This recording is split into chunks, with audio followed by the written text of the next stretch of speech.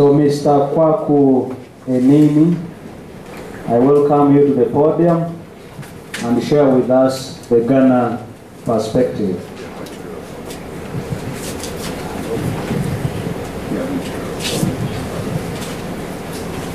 Good morning, brothers and sisters. I bring you greetings from Ghana.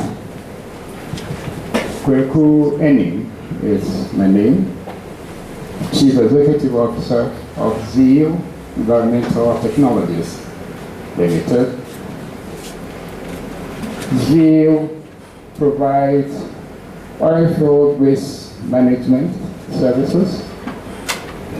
In Ghana, we have the Jubilee partners, that is Tallow, Cosmos Energy, and Adako, and other companies. I'm here to share with you the experience of Ghana, what we've gone through over the years with regards to the management of the oil generated waste. Ghana and Uganda appears to have found oil just at the same time. And before the industry started in Ghana, ZEAL foresaw the need for the setting up of the oilfield waste management facility, because if you talk about oil and gas industry, one of the key issues is waste management, environmental issues. 30 minutes, just a short time for me to go through all we've gone through to share with you, but I will do my best to just summarize the experience that we've gone through so that we can share with all participants.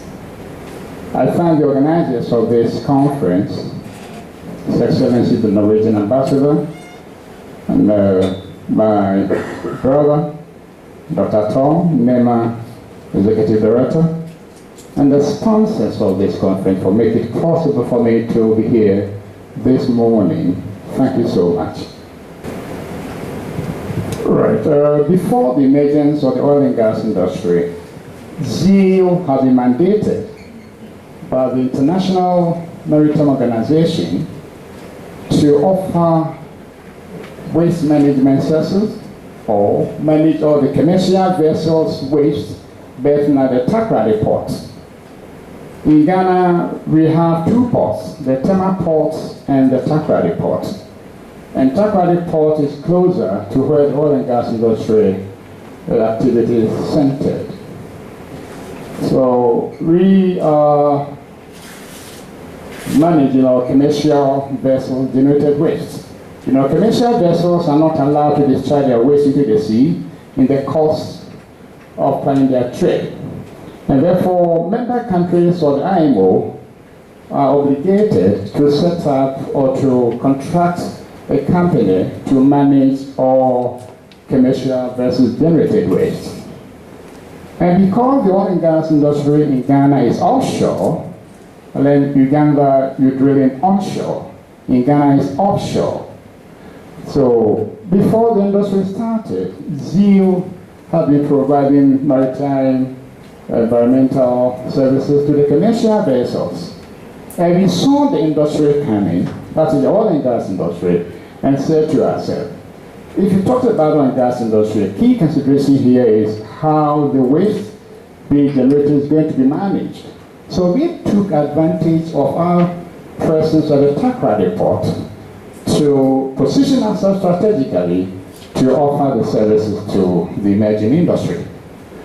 We acquired a 30 acres plot of land about 30 miles away from Takoradi port to set up the degraded oilfield waste management facility.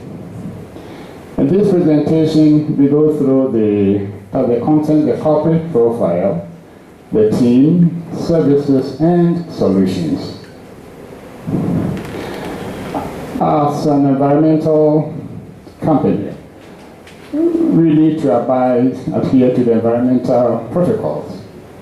And before we even started operating, we had to do the baseline studies to be able to get a permit from the Environmental Protection Agency of Ghana. And ZEAL is highly committed to environment, health and safety as core values and basis for our long-term success and environmental leadership. We comply with international best practices on environment, safety, health, trading, and emergency response. We understand and agree that the oil and gas industry is an international organization. International industry, all the operators are expecting us to adopt best industrial practice to give them the comfort that we have the competence to be able to manage their generated waste. ZEAL was established in 1977 to provide corrosion engineering and structural maintenance solutions to the mining companies. Ghana was first called Gold Coast because we had a lot of gold, and therefore Ghana has a vibrant gold mining companies. And ZEAL for about 25 years offered corrosion engineering services to the mining companies. But in 2006, when the oil and gas industry started in Ghana, ZEAL Environmental Technologies was set up and took over the activities of ZEAL, and as I said, to operate the Takoradi port in conformity with the MAPOL 7378. That is commercial vessels, maritime pollution issues. Currently, ZEAL, with a staff of 150, provides oil fields and industrial waste management services to the oil and gas industry in Ghana. Our services is not limited to the oil and gas industry alone. We also provide services to the mining companies. You know, the International Finance Company has investment in the oil activities of Tullow and others, as well as Newmont. Newmont is a mining company, so they were requested to use our facility because the IFC has investment in Newmont and they didn't want to suffer any liability. Currently, our transboundary waste services extend to Mauritania, Sierra Leone, Liberia, the Ivory Coast, Togo, Benin, Equatorial Guinea. What do I mean by transboundary? There is activity, or there are activities. Every Gulf of Guinea countries have found oil. Sierra Leone has found oil. Talisman and Luke Oil has activities in Sierra Leone. Chevron is operating in Liberia. African Petroleum is operating also in Liberia. ExxonMobil will be operating in Liberia 2015. Togo, we have ENNIN Togo, and Benin, we have Petrobras CBH, and recently Hunt Oil. They are also operating in Benin, and we also service Equatorial Guinea. Now, the transboundary management of waste at our facility is simple this. Because there are no infrastructure development in those countries, these countries are managing all their oil-based waste at our facility in Ghana. But they need to go through their protocols, the Bamako and the Basel conventions, before they could transboundary their waste in Ghana. We also offer tank cleaning solutions to vessels, oil rigs, both offshore and onshore, and tank farms. Tullow, GNOCC, Total will agree with me that there's a need for tank cleaning services. You know, because activity is offshore, the oil rigs uses the supply vessels to transport their consumables, the pipes, the drilling fluids, and other chemicals for the activity. Now, if a supply vessels come back to take maybe barrel or any other fluids, then they need to clean the tanks of the supply vessels to avoid cross-contamination. So ZEAL offers these services to the industry in Ghana. And we also offer tank cleaning services to the rigs.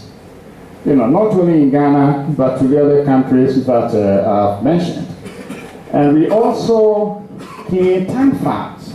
Ghana, we refine our oil. And therefore, there are a lot of tank farms, both for the refinery and also for imported finished products. And there's a need for these tanks to be cleaned occasionally as the industry demands. So we also offer tank cleaning services. Now, ZEAL also provides shoreline oil spill and cleanup response. With the oil and gas industry, because our activities is offshore, in the event of a spill, it is going to land on the onshore. And the question is, as Dr. Tom said, the fear. In the event of an oil spill, what happens to the communities living along the shoreline? Are the economic activities going to be impacted negatively? So there's a need for an organization to build capacity to manage oil spill response. In Ghana, we have about 40 communities on the shoreline where the economic and social activities are most likely to suffer in the event of a spill. So ZEAL has built capacity. We've identified the communities, engaged the community leaders and the chiefs. We sent an organization, oil spill response for Southampton in the UK, to come over and train these technicians so that in the event of a spill, they will be the first respondents. And this has assured the communities living along the shoreline that in the event of a spill, the economic and social activities are not going to be impacted negatively. ZEAL, our vision is to provide safe and efficient, cost-effective end-to-end onshore and offshore environmental services and solutions to our customers. We envisage ZEAL as a market leader providing cutting-edge services, international best practice solution to oilfield waste management. Confidentiality. Our clients, we share information with our clients. So our clients expect us to be mindful of the information that they provide us and we share with them. So the assurance is that whatever information that our clients share with us during the course of doing business with us, please, there will be no leakage. We are going to protect the information shared, and we are also going to protect whatever that goes on between ourselves in the best interests of the industry. See, local content focus. I guess, Dr. Tom, you've been ordering about local content. Whenever there's oil found, the expectation of the people is so high. How am I going to benefit? The expectation is that, we always find Uganda, and within 2 years, my economic circumstance is going to be changed. That is not the reality. So in Ghana, what have we done? You see, we have invested in human resource. In the other words, human capacity investment. ZEAL has partnered with the institutions of higher learning in Ghana. We have Kwame University of Science and Technology. They train our chemical engineers for us. They train our mechanical engineers for us. They train electrical engineers and environmental scientists and industrial chemists. So that's the pool of an institution where we get our trainings, our students to train. Because we need to impart skills to them. And you agree with me that the oil and gas industry is knowledge-based. We need to have the requisite knowledge, we need to have the requisite skills before even you can get a job to do in the industry. Because drilling activity, average one well, takes about 40-45 days. And the capital outlay in that is between about 80 to about $100 million. So Tullow and Total, they spend so much money. It's capital-intensive industry. So they don't have the luxury to wait for Uganda and Ghana to train our people. They will import from Singapore. Tullow will import from Malaysia. because the industry is capital intensive. So what we did in Ghana is we started building human capacity so that by the time the industry took off, we had a pool of resources, that human resource, to be able to play important role in the industry.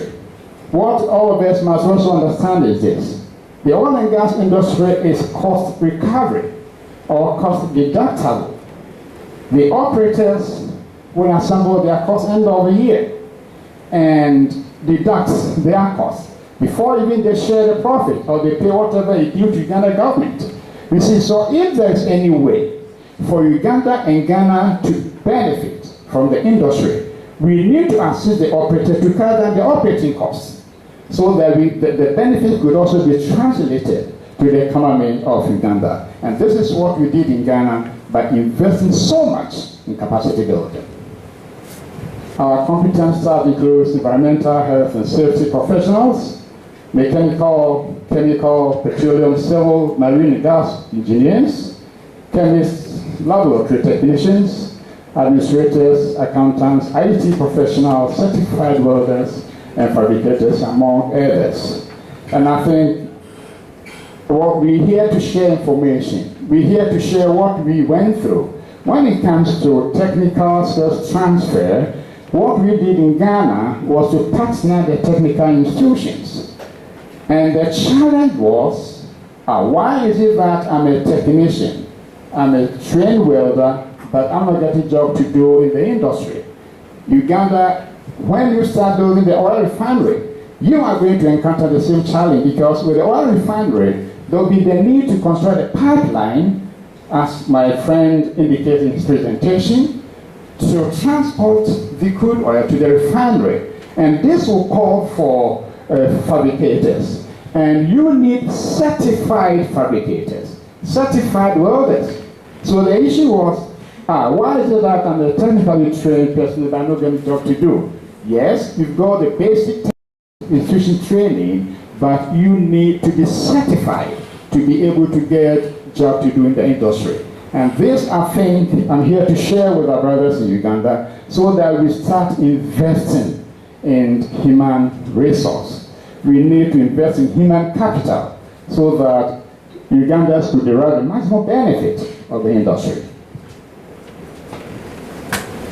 Our services and solutions: port reception facility, waste collection and transport, early waste treatment, hazardous waste incineration, scrap recycling and management, bioremediation of contaminated soils, drilling mud waste management, automated vessel and tank cleaning, transboundary waste management, research and development.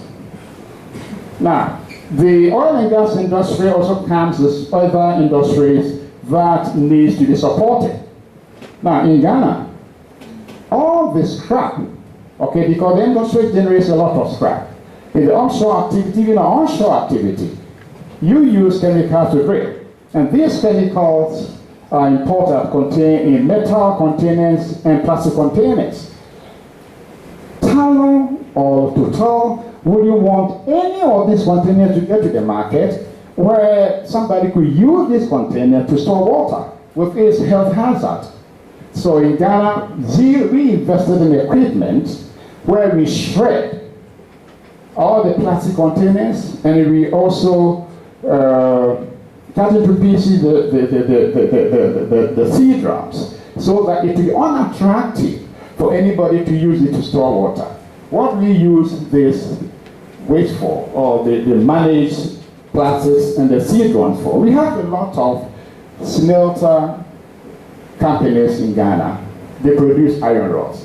You see, so all these steel waste or metal waste that we receive from the oil fields, we send them to these facilities as part of their raw material base.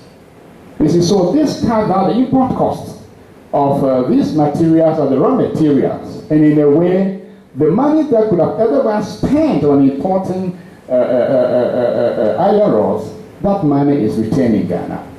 And we also have recycling, plastic recycling factories in Ghana. So all the recycled plastics are also shipped or sent to these recycling facilities. as part of the raw material base. So for zeal, waste is no waste. Unless, of course, you don't have the competence and the capacity to add value to waste. For us, waste is money. The port recycling facility, yes, we are based at the Takoradi port. So when we receive the waste from the supply vessels, this waste is transported to our facility about 30 miles away. So this is a typical example of a facility at the Takoradi port. The fuel tanker there is receiving waste, oil wastewater and other hydrocarbon from the vessel, and that these are transported to our facility in conformity with the MAPOS and the 378 treaty. Waste collection transports. The shore base, the oil field camps, park yards, and residences. Our services not limited only to the offshore activity. We also service tallow yards, where they have the staff residences. Tallow also has a lot of park yards. We also service or manage the waste at the park yards. We also operate at the naval base. In Ghana, we have the naval base. And because of challenges of having a berthing space, the supply vessels also uses the naval base. So we also service the industry for the naval base. And these are typical examples of our receptacles. The industry is capital intensive. Capital intensive. You need to get the requisite receptacles. You need to invest in the right kind of equipment to be able to give confidence to Tallow and Total that yes, this company has what it takes to manage my waste, because Tallow and Total want to avoid any liability. We have the oil waste treatment section at our facility. We manage oil waste water, we manage waste brine, wash water slabs, dirty water, monoethylene glycol, chemical residue, and methanol. That's why we have to train a lot of chemical engineers. So these are some of the wastes that we treat. Now, what is oily wastewater? Sometimes the waste that we receive from oil fields contains certain amount of water. And therefore, there's a need for us to separate the water from the oil. And we also have a chemical lab that's down there where all affluent is tested before we discharge it. And EPA in Ghana has given us the parameters. So before we discharge any water, after subjecting the water and the oil to our treatment facility, we conduct chemical tests to assure ourselves that look, the water that we're discharging conforms to the regulatory permit that has been given us. So we have the laboratory down there where we subject all our chemical waste to laboratory tests.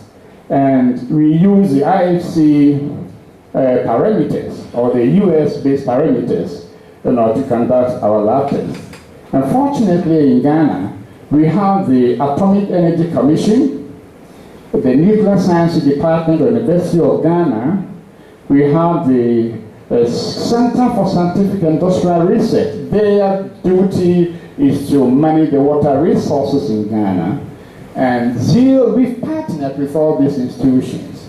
So we do some of these tests in-house, but we subject some of our chemical tests to these organizations to be able to compare the results.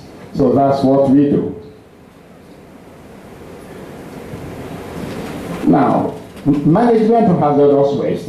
We manage oily racks, use PPEs, chemical sacks, use filters, use filter membranes, expired medicines, medical waste, paint cans, and waste cans. We had to invest in incinerator costing about $1 million. At the time we started, you know, the industry was just emerging, so we stored all the hazardous waste that needed to be managed. Because at that time, it did not make economic sense for us to invest in $1 million incinerator, whereas the quantum of hazardous waste coming was not enough, was not sufficient to enable us to recover our investments. So until such time that we had sufficient waste to manage, that's where we invested in the incinerator. So all the hazardous waste we incinerate at our facility. And services for the incineration is not limited to the oil and gas industry alone. We also manage the industry, the mining industries as well. Yes, scrap metal management. We have the shredding and crushing machine. We chemical plastic drums, chemical seed drums, plastic bottle plastics, intermediate bulk containers, scrap metal drinking cans, and the rest. What you see right down there is the metal crushing machine. You put in you activate it, and within 1 minute, the steel metal is crushed to 1 centimeter. In that case, nobody will be attracted or motivated to use it to store water, to kind of bring problems to the industry. And we also have in the plastic shredding machine. The oil companies also generate wood waste. So what we do is we give those that can be reused, we reuse them at our facility. Now, bioremediation of contaminated soils. In Ghana, the oil companies are using oil-based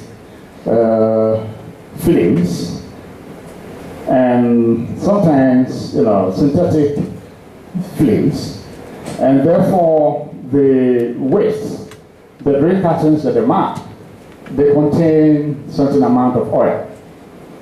So the question is, how are we managing the drain patterns and the mud contaminated with soil, with oil? Before we manage the mud, we take samples to determine the heavy metals in the mud. We subject the mud to radioactive testing to ensure that there are no heavy metals and radioactive materials in the mud. Now, we use the mud to mold blocks. That is stabilization and reuse of the mud. And the water-based mud, heavy sludge and highly contaminated soils. And these are not for commercial use. The EPA gave us permit to use the drain cuttings and oil-based mud that we've managed to produce blocks for industrial use only. And here again, if we come to a facility, most of the fence walls and the structures came out of the blocks that we ourselves molded internally. And we also give some of these blocks to schools and the district assembly as part of our social responsibility program. So that's how we manage the blocks. But HES is partnering with us to improve upon this. That's why we decided to go to bioremediation. And I guess when I visited our site yesterday, when I came down, I saw a lot of the water-based mud that has been consolidated. And I think this technology will be good. Okay, the bioremediation for tallow fields, the mud that we've consolidated, and also I saw the pond where the oils have been stored. We have the capacity and the technology to manage those items. I have 4 minutes. I talked about tank cleaning. These are the equipment that we use for the tank cleaning. Now, when Uganda starts producing oil, you are going to build tank farms, just like what is there on the left-hand side there. And as I said, this tank, when you're cleaning these tanks, it will be impossible to subject any human being to go inside the tank and clean it. So we have invested in a manual entry equipment where one could clean these tanks remotely, okay, without subjecting any human being to go inside the tank to avoid any accident, because it's a confined space entry. So we also do tank farms onshore. Yes, I talked about oil spill. This white bulb there contains our oil spill equipment. And this is training that we give to our workers with regard to the oil spill, to be able to manage oil spill when it happens. And that's where our services run to. We are in Mauritania, we are in Sierra Leone, we are in Liberia, La Côte d'Ivoire, Togo, Benin. That's where we also provide our services. And what would be the value for Uganda? In the event that Zeal decides, okay, let us go to Uganda and replicate our services in Uganda. These are some of the values. A waste management facility in Uganda would eliminate costs and risk of transboundary management of waste, bring financial gains by retaining taxes and funds in Uganda, ensure proper monitoring of the waste management and transfer technology and employable skills to boost local content desires, create jobs to complement the Uganda government's employment reduction efforts. So when we set up the waste management, we also kind of support the government's unemployment program by employing people. We are employing about 150 workers. The dependency level in Ghana is about 10 persons to 10 people. So in a way, we are feeding about 1,500 people. So I guess, it's about the other one, gas industry, some of the industries that in the sector could also employ people and train them to be able to reduce their unemployment challenges in Uganda. We have been honored to have the American ambassador in Ghana visiting our facility, as well as the Norwegian ambassador in Ghana. She's on the right-hand side there, she's a lady. And just recently, we had a visit from the Honorable Werikehe, the chairperson of the Uganda Parliament Oil and Gas Energy. He visited our facility in Ghana. And every part of the year, we also had a privilege to host Uganda Wildlife. They also conducted a facility tour in Ghana. I came here last year, as I said, and had the privilege to visit Talos oil fields. And this is what I saw. You see the water-based mud consolidated, and the up there is the hydrocarbons. That has been consolidated. And we have the competence to manage this waste. These are collaborations. We collaborate with the Ghana National Petroleum Company, the EPA Ghana, the Ghana Maritime Authority, Atomic Energy Commission, and Dow Chemicals, where we import our chemicals and other consumables. We also partner with the University of Ghana and the University of Cape Coast. I was happy when I learned that the Macquarie University is part of this organization. What I would suggest is this. You see, when we train the students in the lecture halls, they need to have practical experience, because what we learn theoretically is totally different practically. So in Ghana, we've opened our doors to the students to do the practical and research studies at our facility. And we open up, okay, for this kind of collaboration between our facility and the Uganda University, so that some of these students could be trained at a facility, so that when he's talking about oil-based math, he knows what he's talking about, but not only in the lecture halls. Our client, Talo, Cosmo, Vitol, Luke Oil Heads, MI Swaco, Chevron, Transocean, Baker Hughes, Technip, and the rest.